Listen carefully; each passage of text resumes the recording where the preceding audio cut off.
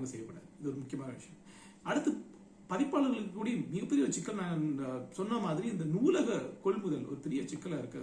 அதுல ஒரு மிகப்பெரிய முறைகேடு நடப்பதாக சொல்வார்கள். இதை அரசாங்கம் வந்து சரி செய்யணும். பல புத்தகங்கள், இந்த புத்தகங்களுடைய அட்டை வந்து வேறையா இருக்கும், உள்ளுடைய கண்டென்ட் வந்து வேற புத்தகத்தை எடுத்து போடுறாங்க.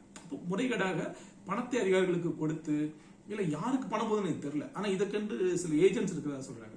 நூலக கொள்முதலுக்கென்று முகவர்கள் இருப்பதாக சொல்கிறார்கள். இவர்களுக்கு பணத்தை கொடுத்து தவறான புத்தகங்களை, ஒரு புத்தகத்துக்குள்ளாடி இருக்கக்கூடிய விஷயத்துக்கும் புத்தகத்தை தலைப்புக்கும் சம்பந்தமான யோசிச்சு பாருங்க. வேற பதிப்பகங்களுடைய புத்தகங்களை திருடி வேற அட்டையை போட்டு இவங்க வந்து அதை பிரசுரித்து அதை நூலகத்துக்கு அனுப்பி வாங்கிடுறாங்க, ஆணை வாங்கிடுறாங்க. சில நேரங்களில் ஒரு குறிப்பிட்ட நூலகத்தில் வந்து ஒரே தலைப்பில் இருக்கிற புத்தகங்கள் வந்து பல புத்தகங்கள் பதிப்பாக்கும். இதெல்லாம் ஏன் நடக்குதுன்னா, அதிகமான புத்தகங்கள் உங்களுக்கு அச்சடிக்க வேண்டிய அவசியம் வருது. ஆனால் அவங்கள்ட்ட டைட்டில்ஸ் கிடையாது, யார்கிட்ட இல்லை, அந்த பதிப்பாளர் டைட்டில் கிடையாது.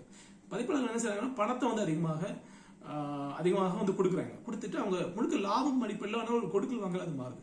நான் 1 கோடி கொடுக்குறேன், 50 லட்சம் கொடுக்குறேன், நீ எனக்கு 2 கோடிக்கு ஆர்டர் கொடு அப்படிங்கிற மாதிரி அவங்க யோசிக்க ஆரம்பிச்சிடுறாங்க. இப்போ இதை பத்தி அண்மையில் ஃபேஸ்புக்ல ஜீவகரிகாலன் பதிப்பாளர் அவர் வந்து அம்பலப்படுத்தி இதை பத்தி நிறைய பேசியிருந்தார். இதெல்லாம் நம்ம கவனிக்க வேண்டிய, அரசாங்கத்தின் கண்ணுக்கு இது போக வேண்டும் என்று நான் விரும்புகிறேன். இந்த முறைகேடுகளை சரி செய்ய வேண்டும். மூன்றாவதாக இவங்க என்ன செய்யணும் அப்படின்னா, இந்த திருவிழாக்களுக்காக மிக அதிகமாக பணத்தை செலவு செய்து அந்த பணத்தை ஒரு போதாமை ஏற்படுவதனால் நீங்கள் நூலக கொள்முதலை நிறுத்தி வைப்பது, நூலகத்துக்கான புத்தக கொள்முதலை நிறுத்தி வைப்பது என்பது மிகவும் தவறானது. மீண்டும் புத்தகங்களை மிக அதிகமான அளவில் கொள்முதல் செய்து நூலகங்களுக்கு அதிகமான புத்தகங்கள் போய் சேரும்படியாக பார்த்துக் கொள்ள வேண்டும். ஏனென்றால் அந்த கொள்முதல் வழியாக தான் பதிப்பாளர்களுக்கு பணம் போய் சேருது. பதிப்பாளர்களுக்கு போய் சேரக்கூடிய பணத்தின் மிகச்சிறிய சதவீதம், ஒரு 10% தான் எழுத்தாளர்களுக்கு வருது. அப்ப எழுத்தாளர்களுடைய ஒரு அடிப்படையாக அவர்களுக்கு வர வேண்டிய ஒரு வருமானம் தடைபடப்படுது.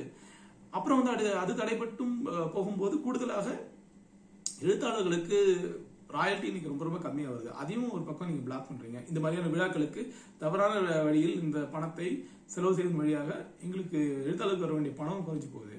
அடுத்து புத்தகங்கள் பெரிய அளவில் நூலகங்களுக்கு போய் சேர்ந்தால்தான் மக்களால் அவற்றை வாங்கி படிக்க முடியும். மக்களிடம் அந்த புத்தகங்கள் போய் சேரும். பள்ளி நூலகங்களுக்கோ பொது நூலகங்களுக்கோ அதுவும் நடக்காம போகுது. இது ஒரு பெரிய சிக்கல் இன்னைக்கு.